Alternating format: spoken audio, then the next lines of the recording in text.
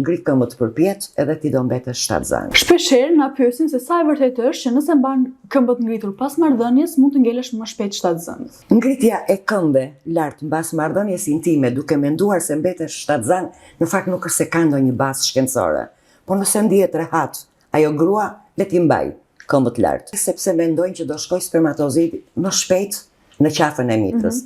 Në fakt, spermatozoidi shkon shumë shpejt, për disa minuta shkon në qafën e mitrës. Ajo që unë do këshilloja për ato çifte që duan që të mbetin shtatzan është fakti që mbas kryerjes së marrëdhënies intime të mos çojnë menjëherë, por mjafton 10-15 minuta të qëndrojnë shtrirë. Madje mund të vendosin dhe një jastëk poshtë të ndejturave. Nuk është se ka bazë shkencore që ngrit këmbët përpjet edhe ti do mbetesh shtatzan.